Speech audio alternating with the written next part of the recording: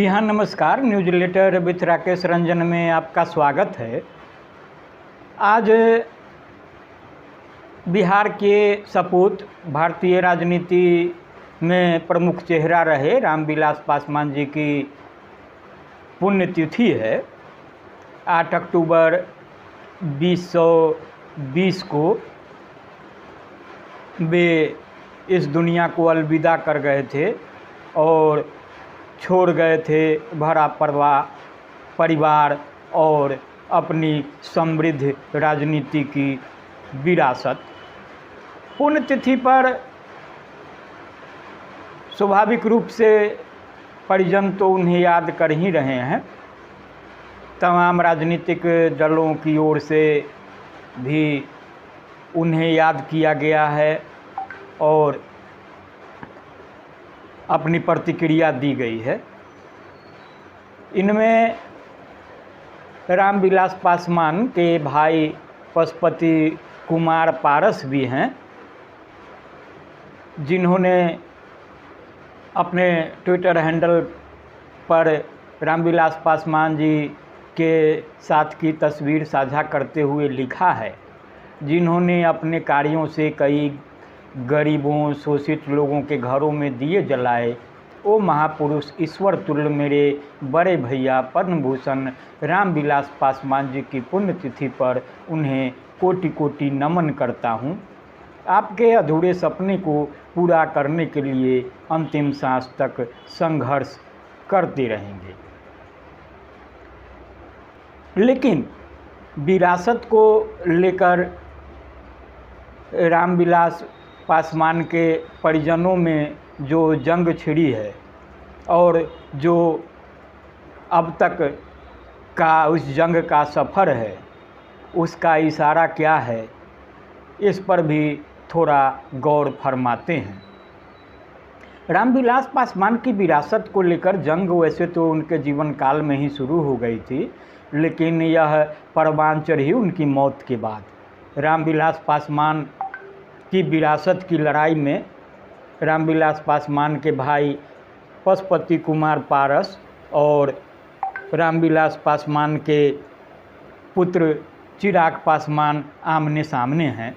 दोनों अपने तय खुद को असली वारिस साबित करने के लिए दम लगा रहे हैं। इस सफ़र में चिराग चाचा से कहीं आगे ही दिखते हैं, लेकिन रामविलास पासवान की परंपरागत सीट हाजीपुर को लेकर छिड़ी रार में आरोप प्रत्यारोप दावे प्रतिवाद दावे के बीच जो असहज हालात बन रहे हैं, उसके मायने चाहे जो निकाल ली जाए, हकीकत यही है कि इससे रामविलास पासवान की तैयार की गई ज़मीन ही खुदेगी, जिसमें न पशुपति कुमार पारस की फसल उगेगी और न ही चिराग की। पशुपति ने अब तक भले चिराग के लिए अदा कदा अशुभ बोले हों, चिराग ने सीमाएं नहीं लांघी। एनडीए की पिछले दिनों हुई बैठक में चाचा के पांव छूकर उन्होंने संस्कार का परिचय दिया, तो चाचा भी चिराग को गले लगाने से खुद को नहीं रोक पाए। होना भी यही चाहिए। चिराग की बड़ी साख के पीछे अगर उनकी मेहनत है तो उनकी शिष्टता भी है। यह रामविलास पासवान को पसंद करने वाली पुरानी पीढ़ी को भी भाती है तो नई पीढ़ी को भी। लेकिन पिछले दिनों पशुपति कुमार पारस जिस आरोप को लेकर सामने आए थे, उसे राजनीति के चश्मे से देखकर उसकी चुटकी लेकर भूल जाने की समझदारी नहीं कहा जा सकती। बहरहाल जो आरोप पशुपति कुमार पारस ने लगाए थे, उस आरोप के बाद जो समझा गया था, उसमें यह समझा गया था कि यह उन लोगों की चाल हो सकती है जिन्होंने चिराग के तेजी से बढ़ते कदम को रोकने, उनकी चमक को फीकी करने की मंशा से कुटिल चाल चली हो। पशुपति के दिल में चिराग को लेकर जो नरम कोना हो या चिराग के मन में पितातुल्य होने की वजह से चाचा के प्रति जो सम्मान हो, उसको मिटाकर दोनों की ही जड़ खोदने की मंशा हो। यहाँ एक बार की जंग का हश्र सामने है, जब रामविलास पासवान की असल लोजपा बची, न उनका चुनाव चिन्ह झोपड़ी। रामविलास पासवान की वह बड़ी ताकत थी जब वे कहते थे कि मैं उस झोपड़ी में दिया जलाने आया हूँ जहाँ सदियों से अंधेरा है। यह बात लोगों को भाती थी। अब झोपड़ी नहीं रही। पासवान के पुत्र के रूप में दिया यानी चिराग अब भी है, लेकिन झोपड़ी नहीं है। पशुपति के पास सिलाई मशीन है तो चिराग के पास हेलीकॉप्टर। हाल ही पशुपति कुमार पारस ने एक सवाल में फिल्मी गाने की एक पंक्ति कही थी, मेरे अंगने में तुम्हारा क्या काम है। वे चिराग को बता रहे थे कि हाजीपुर में उनके लिए कोई जगह नहीं है। वे खुद को हाजीपुर सीट का उत्तराधिकारी होने का तर्क देते हैं और बताते हैं कि 1977 से लेकर 2019 तक बड़े भाई यानी रामविलास पासवान सांसद रहे, हम सेवा करते रहे, हमारी राम और लक्ष्मण की जोड़ी थी, उन्होंने मुझे अपना उत्तराधिकारी बनाया था। खुद राज्यसभा गए तो हाजीपुर सीट उन्हें सौंपी और वे सांसद चुने गए। इससे काफ़ी लोगों को जलन हो रही है। जो व्यक्ति दूसरे जगह का सांसद है उसने यहाँ तो विकास का काम किया नहीं, अब वो भागकर हाजीपुर आना चाहता है। चाचा पशुपति यह सवाल भी पूछ चुके हैं कि हाजीपुर से चिराग को पिता ने क्यों चुनाव में नहीं उतार दिया था। पशुपति तो यहाँ तक कहते रहे हैं और कह भी रहे हैं कि रामविलास पासवान के रहते चिराग ने उनकी पार्टी यानी लोजपा पर कब्जा जमा लिया था। रामविलास बेटे के सामने बेबस थे और बड़े भाई की व्यवस्था को देखकर वे भी चुप रहे। वे उदाहरण गिनाते रहे हैं कि चिराग कैसे पार्टी के अध्यक्ष, संसदीय दल के नेता समेत सभी महत्वपूर्ण पदों पर जबरन काबिज हो गए, उन्हें भी पद से हटा दिया गया। बहरहाल रामविलास पासवान की राजनीति पर भी गौर फरमा ले। फरवरी 2005 के चुनाव में 29 सीटों के साथ किंग मेकर बनकर उभरे रामविलास पासवान की मुस्लिम मुख्यमंत्री की जीत की वजह से कैसे बिहार मध्यावधि चुनाव के लिए आगे बढ़ा था, किंग मेकर बनने में किस वोट ने मददगार की भूमिका निभाई और फिर कैसे जीत कर आए महत्वाकांक्षी चेहरे सरकार नहीं बनता देख उछल कूद मचाने लगे और पासवान के लिए सिरदर्द बन गए। 18 जीते हुए विधायक भाग खड़े हुए। फरवरी के निर्णय ने पासवान को किस मंजिल की ओर आगे बढ़ाया और किस हालात से दो चार होते आगे बढ़े। रामविलास पासवान की जिद की वजह से हुए मध्यावधि चुनाव पर गौर करें। जब अक्टूबर 2005 में बिहार में अगला चुनाव हुआ तो एनडीए ने स्पष्ट बहुमत हासिल किया। लोजपा की सीटों की संख्या 29 से गिरकर 10 हो गई। यह गिरावट आगे भी जारी रही। बदले हालात में लोजपा ने 2010 में विधानसभा का चुनाव लालू प्रसाद के साथ लड़ा। 75 सीटों पर लड़कर केवल 3 सीट ही जीत पाए। इस बार भी राजग की सरकार बनी। 2015 के विधानसभा चुनाव में रामविलास पासवान राजग में थे और नीतीश कुमार राजग से निकलकर राजद के साथ। राजग में लोजपा को 42 सीटें चुनाव लड़ने के लिए मिली, लेकिन केवल 2 सीटों पर जीत हासिल हुई। यह बात अलग है कि राजग में शामिल होकर वे अपने पुत्र चिराग को जमुई से उम्मीदवारी दिलाने में और सांसद बनाने में कामयाब रहे थे। इस तरह पहले राजद और बाद में भाजपा के साथ भी लोजपा की ताकत घटती चली गई। रामविलास पासवान और उनकी लोजपा की भाजपा से यारी 2019 के लोकसभा चुनाव में भी जारी रही। इनके कुल 6 सांसद जीते। इनमें 2 उनके भाई पशुपति कुमार पारस रामचंद्र पासवान और पुत्र चिराग पासवान रहे। इसके अलावा पूर्व सांसद सूरजभान के भाई चंदन सिंह, वैशाली से बीना देवी और खगड़िया से महबूब अली कैसर जीते। रामविलास पासवान खुद राज्यसभा पहुँचे और नरेंद्र मोदी सरकार में मंत्री बने। इसके बाद जब 2020 के विधानसभा चुनाव की बारी आई तो रामविलास पासवान अपने पुत्र चिराग को विरासत सौंप चुके थे। लोजपा की कमान चिराग पासवान के हाथ में थी। चिराग ने खास स्टैंड लिया। उन्होंने तय किया कि बीजेपी के साथ उनका गठबंधन बना रहेगा, लेकिन जदयू यानी नीतीश कुमार की पार्टी के साथ चुनावी मैदान में 2-2 हाथ करेंगे। जदयू के खिलाफ लोजपा के लड़ने से बिहार की आधी से ज़्यादा सीटों पर एनडीए में उलझन होने और बेटों का बंटवारा होने की संभावना को चिराग ने कोई अहमियत नहीं दी। इससे महागठबंधन के हौसले बुलंद हो गए और उसे अपना फायदा नजर आया। उधर यह भी संभावना बनी कि भाजपा चिराग के कदम से जदयू के मुकाबले ज़्यादा ताकतवर बनेगी। राजद छोड़ने का फैसला करने के बाद लोजपा ने मुख्य रूप से नीतीश कुमार के जदयू के विरोध में 137 उम्मीदवारों को मैदान में उतारा। पार्टी द्वारा टिकट से वंचित किए जाने के बाद भारतीय जनता पार्टी के 25 बागी नेता लोजपा में शामिल हो गए थे।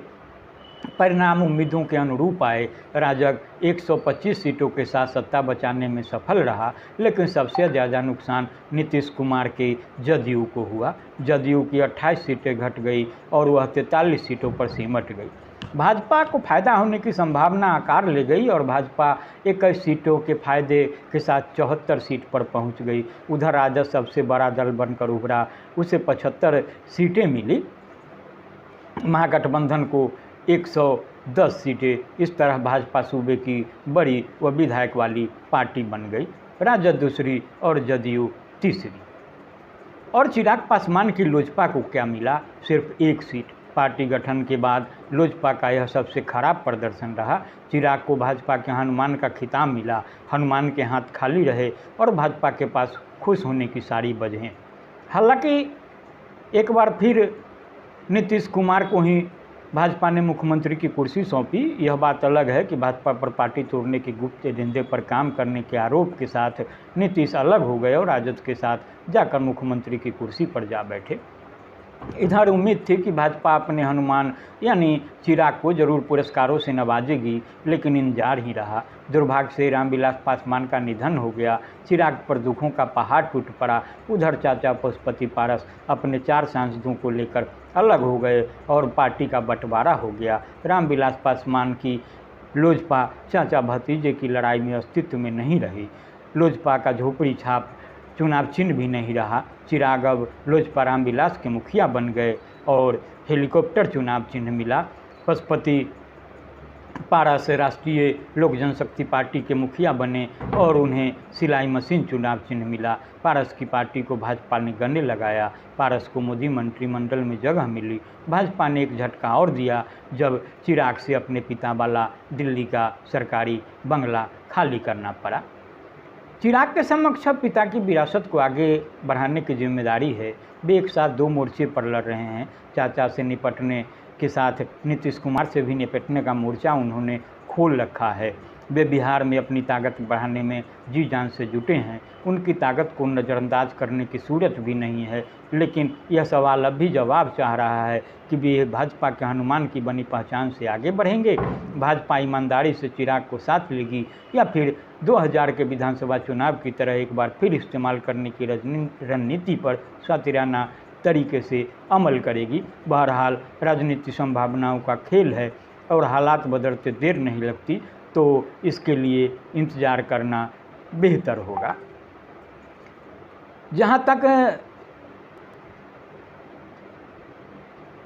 बात है, बिहार में लोकसभा के कुल 6 सीटें आरक्षित हैं। इनमें हाजीपुर, जमुई और समस्तीपुर सीटों पर पासवान परिवार का कब्जा है। लोजपा आर और रालोजपा के बीच हाजीपुर सुरक्षित लोकसभा सीट पर पेच फंसा है। दोनों इस सीट पर दावा पेश कर रहे हैं।